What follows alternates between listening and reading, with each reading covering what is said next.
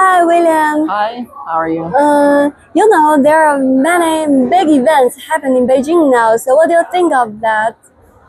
Well, a couple of days ago, we saw Donald Trump visited China. That was amazing, really amazing. And I really hope that two countries can negotiate peacefully, normally, at adequate speed. Yeah, just take one step at a time. Yeah, and don't get very emotional. It's very important. I have a big trust in those China-American relationships. That was very good. But these days, we know another person is visiting China. It's Russian President Vladimir Putin. Here I have Global Times, a Chinese newspaper, Global Times. This is May 21st. May 21st. The biggest news: President Xi and Russian President having talks today together in Beijing. It's very, very interesting. And this is also a Chinese version, Chinese newspaper. The same news, the biggest news today. And that I also found some differences between these two meetings.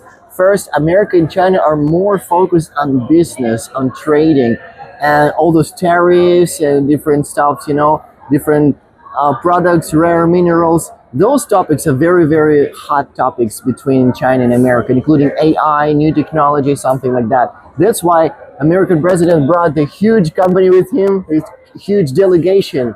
Most of them are huge bosses of different corporations, like Apple, for example. But when Russian president visited China, like he is visiting it now,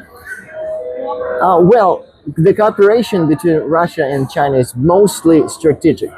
It's not that we have very, very sensitive products that we need to sell to each other. No, it's a strategic cooperation about security, about education, about a lot of stuff like that, and natural resources, of course.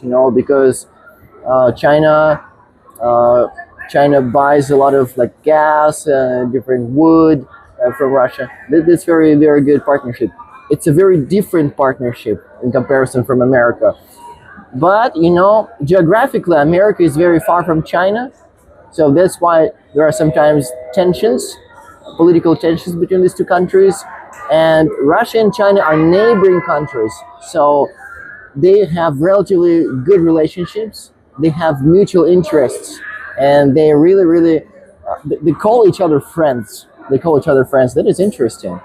What I found that America behaved very, very super patriotic, and a little bit of patriotic arrogance in their behavior. Like, for example, Donald Trump